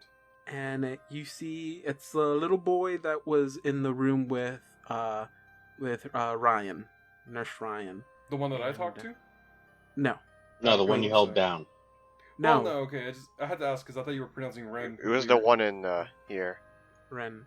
Oh, I'm sorry, I said Ryan, right? Yes. Yeah. Is it red? No, yeah, this is the one with Nurse Ren. Oh, okay. Not the one you held down. Can I ask you for a favor? Yeah, what's going on, little guy? I know, I know, the chances are not good, but my brother was here, Mm-hmm. and I got separated from him. If you find him, can you bring him back? I look at him and I give him the biggest smile, and I'm being completely truthful here when I say this. I will do anything to bring him back here with you. You have my word on this. And he gives you a hug, and for an instant, you feel sad. There's a hole in your heart that just formed, and out of it just spills the sadness. Like, you remember this feeling, but you can't really put it into a memory. I think it's ought to be crying at this point. And he says thank you, and he runs he runs back to his to the chapel room. His name was his name was Brenton. Brenton? Mm-hmm. From what you remember that Ren said. And before York closes the door, he goes. She walks up to you and says, "There is one thing I want you to know before you leave. This asylum wasn't a prison. It wasn't anything like that. But the thing is that this asylum got pretty popular with people, and they sent people here from different places. One of those person that they sent down here was convicted for crimes, murder. She killed a lot of people, but they blamed her insanity rather than over everything else. So she was sent here. I don't know if she made it out alive. I don't know if she's still out there. The patients from here are not hostile. They're not gonna attack you. But I cannot say the same for her. So you should be careful if you confront at least a female patient. Has Isaweed already gone into the chapel? Yes. Well, in that case, you may want to be careful about the one that came with us. It's the only other female patient that we've encountered. No, it wouldn't be her. It's she's an older lady. They called her the bag lady. I'm hoping you're laughing out of character. It's out of character. It's out of character. I'm only laughing just how absurd it is that's what they called her. Did they call her the bag lady because she has a lot of bags under her eyes, or a bag lady because she carries a lot of bags with her? Or is it a combination of the two? That has something to do with her methods of execution. Okay, oh, and she then just bags people. She gives you a weird kind of salute, and they close the door. Oh, wait. Okay, they don't close the door. Okay. Burn those papers we gave you. And they close the door. So. Fine, whatever. I realized that we didn't ask her what that lady looked like, so we don't know what we're going up against. We know she's an older lady. Yeah, but, is she Aslanti? Is she Kelishite? Is she even human? I just assume that when people talk about people, they mean human until proven otherwise. Okay, so would you like to continue to the curtain, or there is this one room y'all didn't go to? I wanted to go through this room. Yeah, I want to go into the not death room. Okay, I want to look inside that room first, and then go into the curtain. Okay. As you walk in, you see a beautifully ordained room. Right, so I peek my head in. Well, I mean, yeah, Karagor, I think, will be the only one that does not feel comfortable walking in this room, because right in the center is a pretty big ornament of a spiraling comet, which, again, is the symbol of Pharasma. This is the altar room. One can say that. The walls are a velvet color, and are lined with candles. Right to the, if y'all walked in through the hallway, that will be your right. The east side of the room are bars. These right here. So there's bars separating the that half of the room, or that like third of the room. Behind the bars, you see just a shelf filled with paperwork and a few instruments in there. And there is a door that leads to that side of the room, and that's the one that's down here. Oh, so there's a door that leads out somewhere? Oh, Well, that leads to the other side of the cage. well, guys, let's continue onward. Why can't we go down there? In here? I want to go in the room and see what's behind those bars. Holy scriptures, paperwork for various patients, probably that sort of thing. Cool, I want to see some of this shit. Oh, I'll just check it out. real Punch, quick with it. come on. What? I'm curious. We're about to leave this place, and I want to know a little bit about things before we leave. Okay. Do y'all walk in there? I don't walk into. I don't Well, walk into. I mean, I know why you won't walk in there. I'll walk after Punch walks in. I walk Okay. inside. Okay. And do you go try it? Are you going to the door for the I'm bars? just waiting by the door. Oh, they're not gonna booby trap us. Okay, every time I question y'all, don't take it as in me planning a No, string no, or it's trap. fine, I just it's want to fine. make sure exactly what y'all guys are doing. No, I'm John, just... you're too used to dealing with me. Look, I know, ooh, blah, blah, you're afraid of the big scary deity or whatever. I'm just gonna go in here. No, it's just the room makes me uncomfortable. Plus, that's all private information. It's fine. We don't know anything about ourselves anyways. Maybe there's something in here about us. Doubtful. What do I roll? So you go to the door then. If you try to open it, the bar door is locked. Did I get any points in this thing? Disable device to unlock it. Or try to pick lock it, then you I cannot. hear blue, like, exasperate. Wait, hold on. Oh, dang, this thing is locked. I don't Did I- seem to be able to. Did I hear? Disable device. Whoa, are you yes. okay, Blue? Did I trigger something? Yeah. I think I have this thing called disable device. Do you know that's what that's called? Character? I don't think that is what it's called. But, Just say that okay, you're good yes. at picking locks. Alright. Wait. Hold on. Okay, so roll if you want to unlock. Yes, I can do it. Yeah. You're an investigator. I would hope so. Hey, while he's doing that, can I do a knowledge religion check to see what the whole altar thing is about? I'm gonna add my what's it called roll to it. Mm-hmm. This is basically the chaplain's shrine room. This is where he would come to basically prepare for the sermon that he's going to give in the chapel room. Ah, cool. This is basically where he'll come and try to prepare everything. That is... Ooh. Okay. It's a 19. Wait, did you use your inspiration? Mm-hmm. Okay, you don't have to do that. So I'll let you have that. You did fail, but I will let you take 20.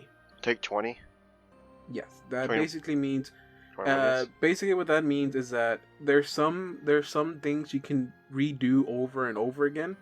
You can try to unpick the lock as many times as you want. Okay. I don't want to stay The here for thing too is- long. Yeah. So I am just gonna say that if you want, you could take 20, which means you automatically get a 20, and then you add your modifier to it. If it passes, then that means you unlock the door. Hey, can I just say that in canon is Karagor like standing outside, just like pacing back and forth until we're done? Because I see him doing that with his character. Yes. Whoa, wait, hold on. You're a tiefling, right? Are you like a normal-footed tiefling or like a hooved tiefling? He doesn't have a hood on. Hooved. Hooves. Oh. Hooved. Are you behooved? It's not hooves. However, he does walk digitigrade. Okay, gotcha. Sorry, I was interrupting Blue's progress. Yeah, so I'll say you'll take 20 on this. This is a task you can take 20 on. So I'm gonna say you take 20 on it. Okay. So it's just 20 Yeah. plus 3, so it's a 23. But that just means you were there for a while. So it took you a couple of minutes to get it unlocked, but you do get it unlocked. A couple of minutes. I'm gonna say it took you about 5 minutes. Okay, that's not the worst. 5 minutes. Okay. You see 3 purple cleric vestments and they're all embroidered with pharasma symbol. Give me a perception check. That's like the obvious things you see. Okay.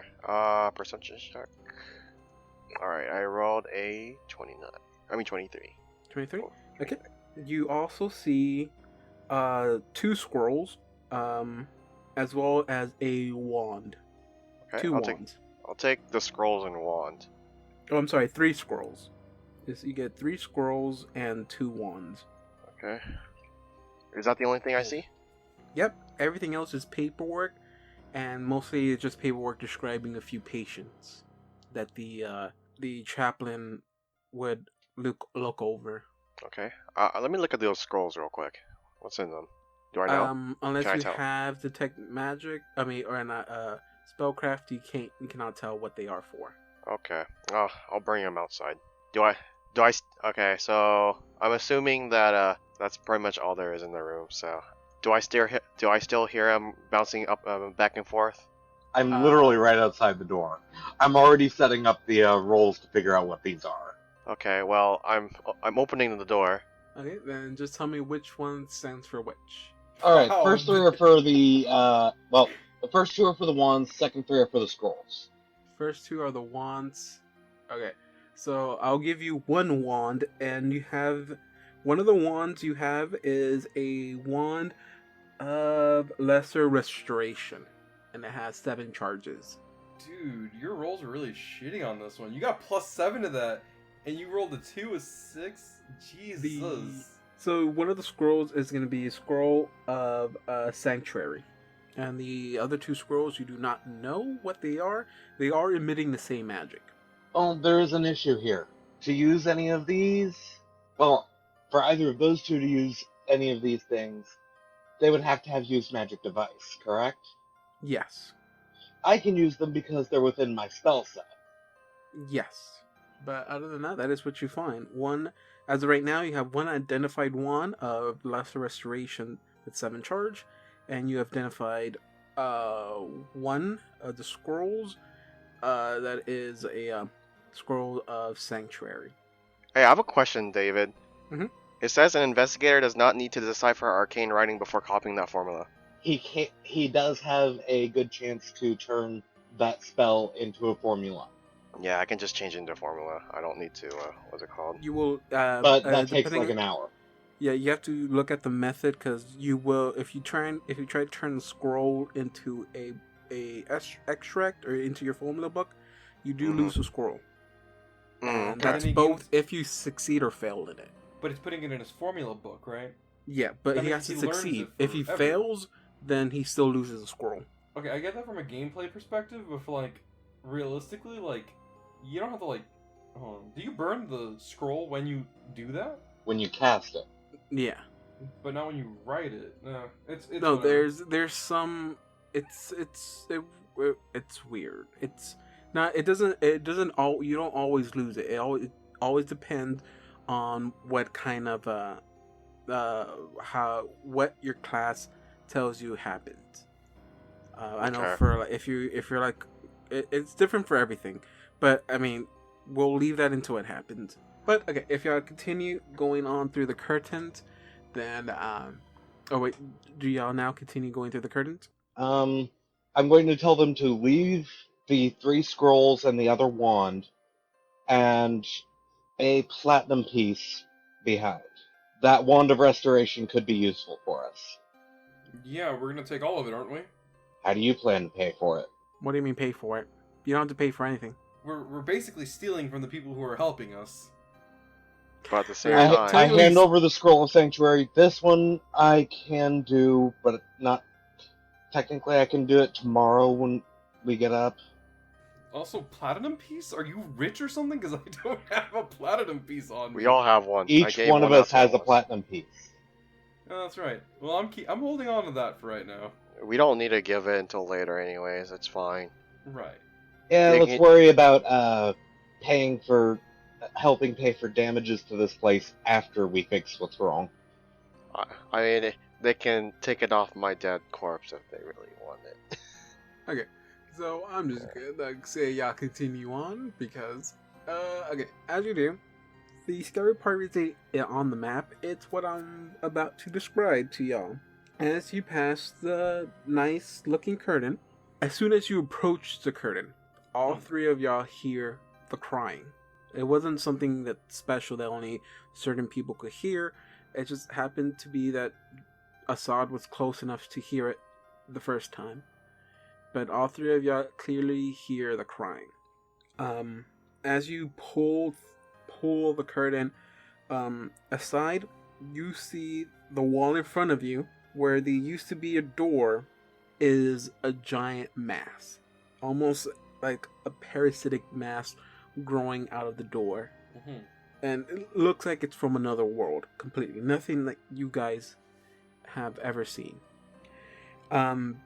It's that you see yellow tendrils growing out of the mass, stretching across from one side of the wall to the other. And the mass that's covering the door is about the size, in the description, it says about the size of a wagon wheel.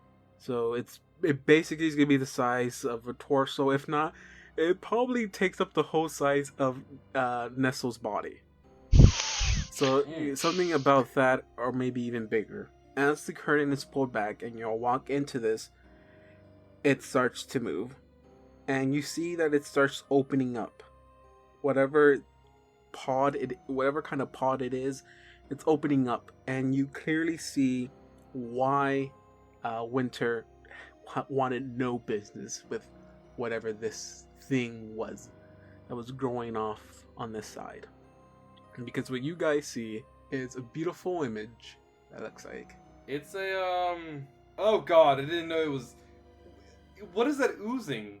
That is a good question, right? Okay, so I see a giant eyeball the size of Nestle, as you have so mentioned to me. So real quick, knowledge mouth planes? inside of its knowledge. You what the guys have activated a haunt. Oh, that is so cool. Roll That for is initiative. gross. Oh god, I'm prepared for this. Roll for what? Initiative. What is my initiative bonus? I think I might be last. I got 20. I think I'm going Oof. pretty close to... Oh, my boy! Blue got 22! So Could one of you, like, push me back? Blue, you go first. I should have Go definitely for it. taken out my... Well, I guess I have to take out my crossbow, and that's a main action, right? You know what? I'll fudge that aside. I'll say you'll have your weapon out. Okay, I will Because I take don't out... think you're gonna walk in there without weapons. Yeah, no. So probably each of us has a weapon out. Okay, I guess Or I'll not have in the case of Punch. He has a shield, dude. Yeah, I got a shield, dude. It's also technically a weapon. Does it have a spike in the middle? Yeah, it's a spiked one. I paid for it. Cool, you're gonna want to ram that right in the eye. Oh, I know exactly what I'm doing here. I'm prepared for this shit. Is a quick... Or actually... Is it a quick action to drink my potion, or is it a main action? I forget. That is a standard action. There's a standard action. Okay, Mhm. I will drink my true strike, I guess. And then... I mean, I don't think I have anything else for a quick action, Yeah, so I guess yeah, I'll just that's stand all here. you'll be able to do. Yeah. So next will be Assad. Alright, so for my move action, I'm going to use my Brawler's Martial Flexibility to gain a combat feat I don't possess. Since I have a rank in Knowledge Religion, and I have a rank in Perception, Mhm. I am going to activate my Soul Blade ability. Mm-hmm. As a standard action, I can make a weapon attack against the Haunt. If successful, so I'm using my shield. If successful, my attack deals damage equal to my weapon dice, plus any enhancement bonus, but not any other bonuses.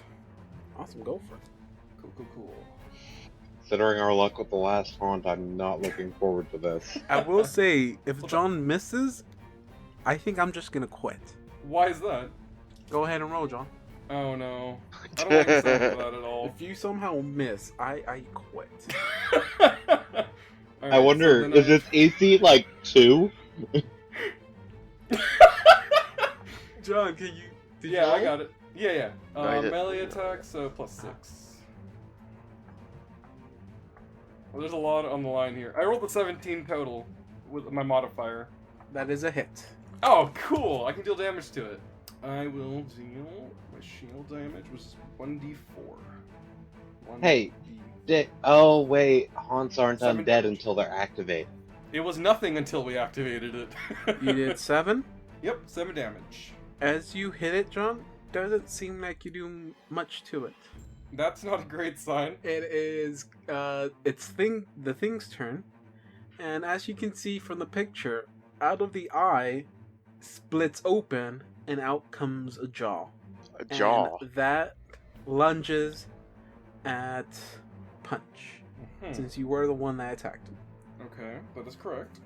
That is an 18. 18 on my... Yeah, that hits. That's 2 points of damage. 2 points of damage. Okay. Mm-hmm. Now, as it attacks you, John, it lunges forward and it takes a bite out of your shoulder. And as it draws back, it says something. Mm-hmm. And you hear it say, "Who am I become?" And then it settles back. And that's really us. Karagor, you heard that too.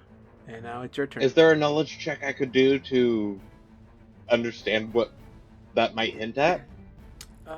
Nope, not really. Right.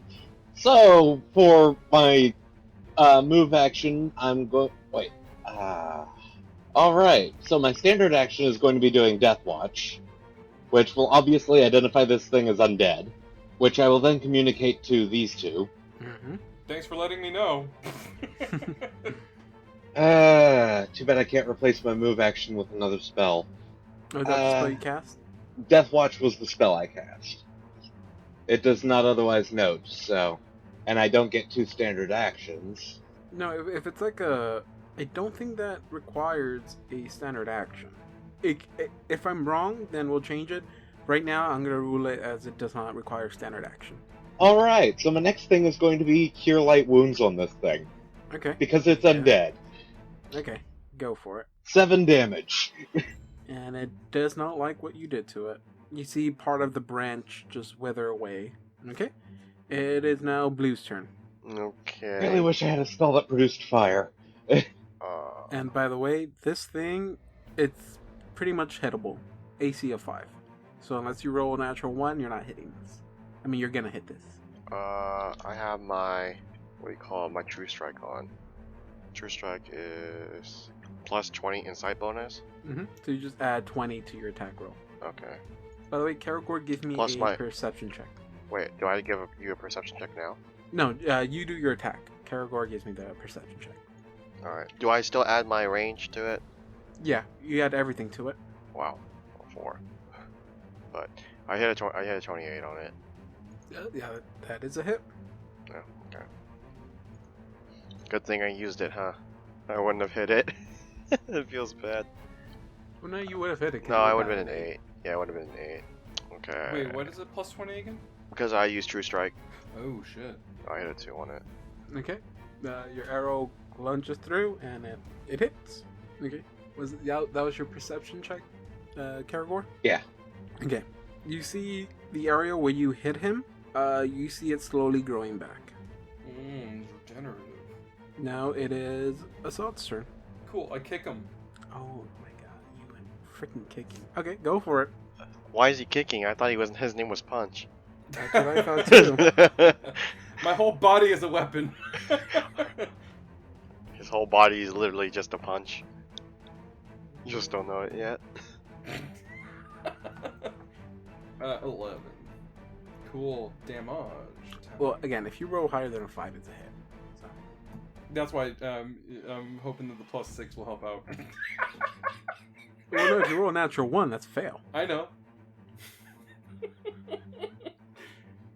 Alright, damage from unarmed strike. I realized that doing unarmed strikes is going to hurt it more, so. 9 damage. Okay. I kick it in the the bottom eyelid. And, it doesn't give, but you kick it. Yeah. Now it is its turn. Give him a name. I'm not gonna. The eyeball's turn. Mike Wazowski. Okay, well, retconning. His name is Mike Wazowski. Mike Wazowski's turn. This time, by the way, Karagor, Yeah. you see a same spot. It's growing back, and now it's its turn, and it's gonna lunge at Karagor. I didn't like that you healed me. Okay, I'm pretty sure this is a miss. Yeah, 9. 9? That is, in fact, a miss. Awesome. What do you Yay. make it sound like that for? That makes me think that the margin for that was very close. It was 3 away from my AC. It is your turn now. Cool. By the way, Karagor, as it attacks you, it spoke again, saying, "Who am I become?" Well, for my standard action, I am casting Sun Metal on my weapon. Okay, what does that do? My weapon ignites into flame that does not hurt me or the weapon, but damages people I hit with it. Okay. You're standing right next to me. Be careful when you swing that thing. And I That's reply all. to the thing, "You are become weak." Doesn't even acknowledge you. So then, after that, then it is Blue's turn again. Alright. I have a mirror, right? I think I have the mirror, right? No, Yeah. so I should show him a picture of himself. Alright, show him himself. Ooh. Not a bad idea. Apparently, well, hitting it apparently isn't working. So. This is what you become. And I take out the mirror. Okay, as a move action, you take it on. Okay, I want to get this straight. This is gonna be your move action. You're gonna take out a mirror, Yeah. and as your standard action, you're gonna show him the mirror. Fine. Show the eyeball the mirror. Yes, No, I just want to make sure this is what you're doing. Yes, I show the eyeball the mirror of himself. A reflection of himself, yes. Okay, as you show him the mirror, he looks right at you and begins yelling, screeching, and it falls to dust. My boy, he did it! Investigator.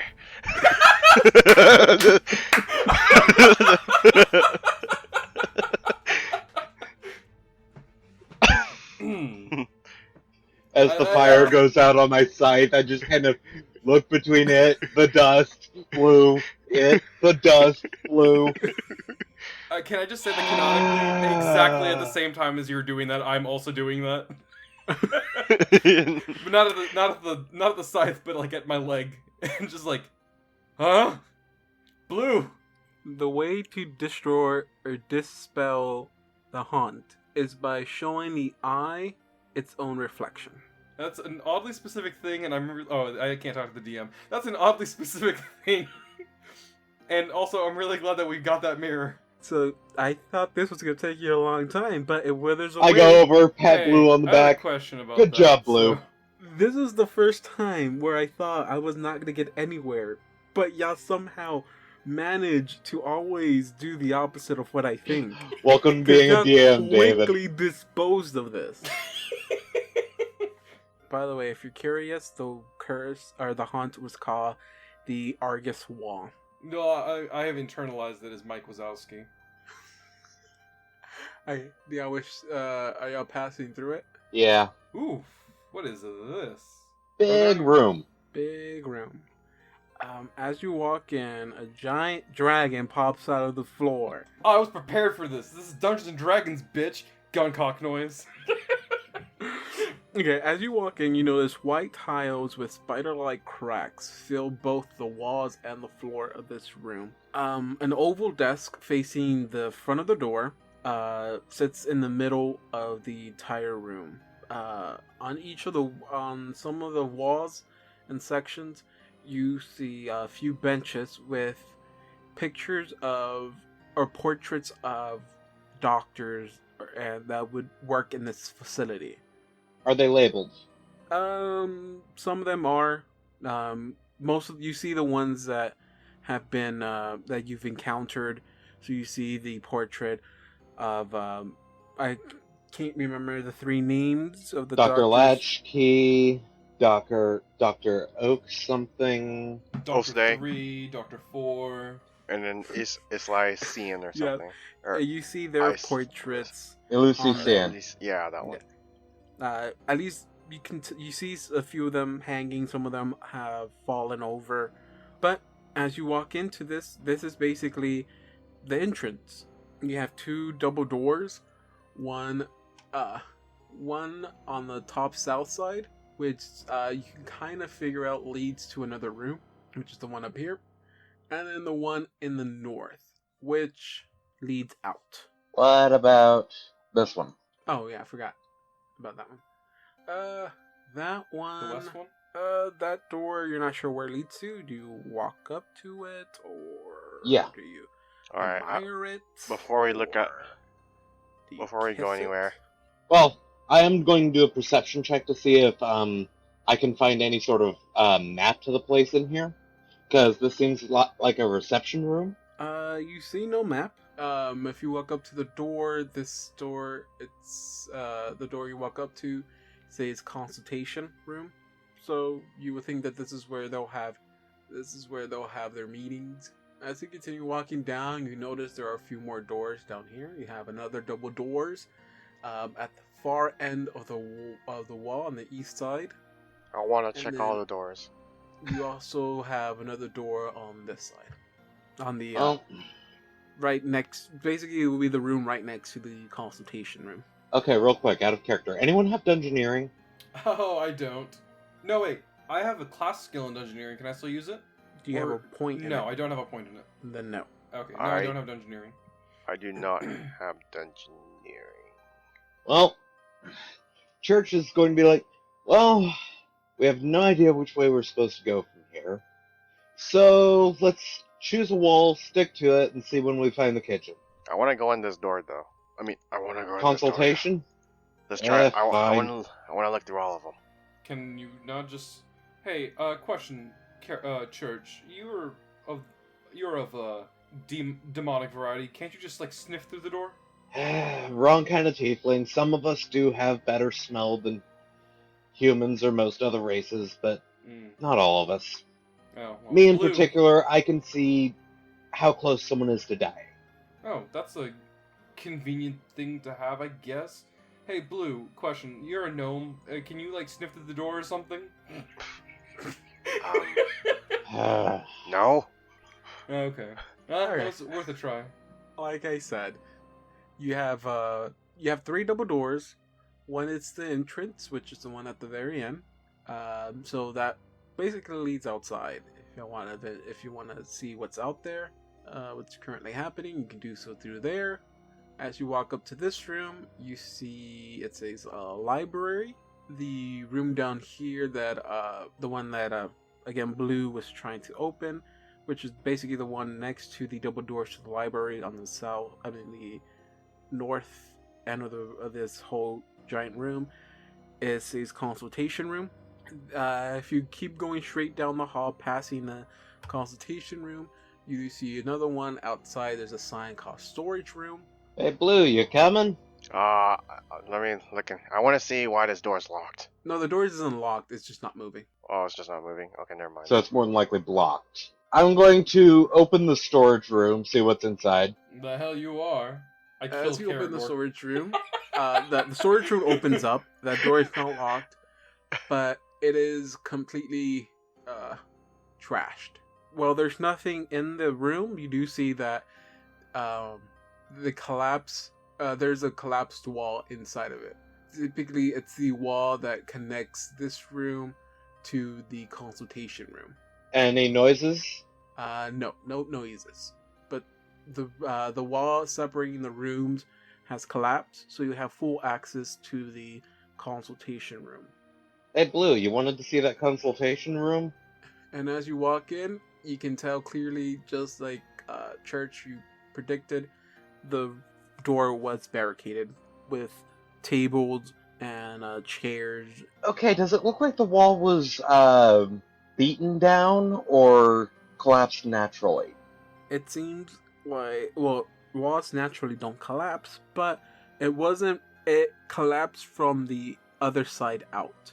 So So from this side. yeah, so it collapsed. Yeah, so the wall fell into the storage room, which you can tell was not purposely done because this barricade was put up, that whoever was in this room wanted to stay in this room. So yeah, you can tell this it didn't fall through natural causes. Do y'all walk into this room? Punch, girlfriend, go in. Sure, if I can fit in there. Can I fit in there? Yeah. Sure, I can fit in there. No, there's nothing stopping you from going in from the storage room to the consultation. But there is one thing, and it's the pan, the pan mode on here. I gotta go to select mode. Karagor will follow him. Thought pattern there being keep the meat shield alive. Right. You don't care about my well-being otherwise. Don't stand Okay, so close as you to walk me. Well, you do seem like a fun guy. Thank you, but I'm not interested. Okay, first things you see as you walk in, again, like I said, you see a large desk and several chairs, side tables, all budged to the door, basically being used as a barricade to stop anyone from coming into this room. You walk in from the opposite side of the door, where the collapsed wall is at. The one thing you quickly notice as you walk into the room is that you see 3 bodies in that room. You see a nurse, a patient, and a doctor. I'm sorry, 2 nurses and a patient. And they've been brutally beaten to death. Whoa, that doesn't sound like just the wall. No, it was not just the wall. And the one very noticeable thing about them is that one of them has a bag over his head, and the other 2 have what looks like blankets also over their heads, and they're tightly around their neck. The bag lady. And All right. Before I check the bodies, I'm going to do a perception check for any rations or supplies in the room because it's a storage place. Do I see anything? Nothing in former rations, but you do find a padded armor, a weapon called a sap. You find 2 thunderstones and Ooh. a golden ring. And detect magic. The only thing that's magic is nothing magical other than the thunderstones. You said a sap? Technically, What's they're that? alchemical, but I'm sorry. Well, they have magical essence in them. true. A sap is a weapon that deals non-lethal damage. It's also called a blackjack. Oh, a baton. Somewhat. No, it's a baton. It's not like someone is a Somewhat. baton. A sap in particular, particularly in the age that we are, I'm guessing, in, which is Iron Age-ish in I don't most know. D&D campaigns. I heard NPCs use the word okay, and that word didn't come around until the 1800s. Anyway, the big thing here is a sap back then was layers of leather and wool with a lead center. They were used by, effectively security and such to knock people out who were being a bit too rowdy. I see. Yep. But other than that, that's all you find in that room. So basically the forget-me stick for Megamind. Alright, so padded armor, is that better than leather? I think it might give the same bonus, but I think it affects your spell casting. Well, that's only for arcane spells. Okay. Okay, so you guys have a sap, thunderstones, the padded armor, and what else? Golden ring. And y'all did detect magic already on the gold ring? Uh-huh. Okay.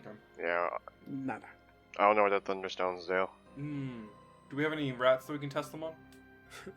Thunderstone basically acts as a ranged weapon. You can choose to throw it at a enemy, and as soon as it makes contact with it or hits the floor, it creates a loud bang, in which the person has to do a fortitude save, I think. If they fail, they are deafened for a turn, I think. Or for a few turns. I can't remember exactly, but something like that. But they are deafened for an X amount of turns. Do they have any name tags on them? No. So we looted them without even okay. You looted him without checking, but Yeah. I, by the way, rolled a perception check of 5, so I don't think I see blue looting them, right? you get distracted by the ring. You start calling it your precious for some reason. I don't know why, but wrong game. Hey, no, detect magic would have detected that shit. This is some really But- high, powerful magic. I would have gone blind because of it, but it would have detected that. I guess that's all there is in this room. Yeah, that is everything you find in that room. Next door. Hey, guys. Yeah? I'm like still crawling out of the rubble. Alright, you guys noticed the bags on their heads, right? Yeah, looked like an execution. You don't think that that's the bag lady's work? Maybe that's what they meant by bag lady? Yeah, maybe. Keep on your guard. No way, are you sure not about the bags of her eyes? I mean, that's what I thought. God damn it, I keep talking to you. See, I was under the impression it was the bags under her eyes, but apparently it was the bags over their heads. Which makes more sense for a criminal's name, I guess. Okay, so you like to continue on. What's this one say? This one is this is called the victim room. Oh, what the fuck? Okay, any place that has a place called the victim room is a bad place. I'm just gonna put that out there. Oh, I'm sorry, I misspoke. This is the visitor's room. I still kick it open. Do a strength check, John. Yeah, kick it and walk in. I want you to do a kick check. You got a 20 total. You break your leg. No. Okay. Do I see As anybody you inside? walk in, you see a gorgeous room. This room is totally different from any other room you've seen in this place. It is made to be homely. Oh, damn it. I was really hoping there would be somebody in here. That would look so cool from their side, but no, I wasted that one. Alright. I guess we'll do another perception check. Un momento, por favor. I still have some explanation. Okay. This room is filled with the words here are inviting furniture. I don't know what kind of furniture that is, but it's very inviting looking. Comfy chairs. Hell Yeah. yeah, comfy chairs. At the end of one of the walls, it is decorated beautifully over a fireplace. You see artwork and other kind of paintings in this room littering the walls, and they're paintings of family having picnics out. Something to make it look as cozy as you can. Towards the the eastern side of the room, towards the bottom, you see windows looking out, and you see the view from there is out to a courtyard. So there's another courtyard in this direction. But the most unsettling thing you see is two bodies laying dead in this room. You see one in the center of the room who looks to have been beaten or bludgeoned to death by something. And he's wearing a yellow robe. Okay, I know that we're really interested in the yellow robe thing, but I'm gonna cover Blue's eyes really quick as soon as I see the paintings, and then I yell at Karagor, "Don't look directly at the paintings. Don't look at the happy family having picnics. Don't look at the happy family picnic paintings. I've already seen enough of them. Just trust me on this. I don't want any of you guys to turn into ghouls." The second body you see is hanging from a stuffed elk. His body has been jammed into the horns of the elk. Elk have horns, right? Yeah, the elk that sits above the fireplace. Okay, so at the time of this recording, it's October and it's already Halloween season, so that sounds really cool and not frightening to me for some reason. And that is everything in this room. Well, perception check to see if there's anything useful in the room. I like how I'm actually useful now, because I can do perception checks. Yay. So what are you currently looking through? Okay, so what you said, there was a fireplace, and then there was a guy hanging on an elk. Okay, so first I'll look, because it's in the middle of the room, I'll look at the guy in the middle of the room. As you do, as you get close to his body, you start hearing chirping. And right in front of you, in a little table down here, sits a cage that is shaped as a castle. And inside of it are some birds, but they're not living birds, they're stuffed birds. But the chirping you hear is getting louder and louder, to the point where it's no longer pleasant, but kind of painful to you. It's turned from chirping to screeching. And I'm gonna need you to give me, I think it's a fortitude save. Fortitude save? Yeah, let me just double check really quick. It's either that or a will save, right? Yeah, it's a will save. I guess I have to. I guess I'll use inspiration on it too, because it's for saving throws. 15? Okay. Karagor and Assad. Both of y'all give me a will save. Okay. I think I'm good at. No, wait, I'm good at fortitude, not will. Oh, well, oof. I got a 7 total. With that, Church, you feel nothing as well. I mean, just uncomfortable from the screeching you hear in your head. But Assad, you No. don't feel good. No, I kind of figured. You are now higher than Karagor, and you keep going. And you keep going because you're being levitated from the floor. Oh, okay. And you keep rising and rising. Hey, what the? Hey, guys. Wait, am I in pain, or is this from like from the sound, or? As that happens, John, you feel the spell of levitation wear off. Oh no. Someone catch him. Everyone roll for initiative, God damn it. and we'll do this next time. Well, if we make it to next time, before I kill David for throwing me up in the air. Not you. Not his fault. You failed your will save. Well, kind of.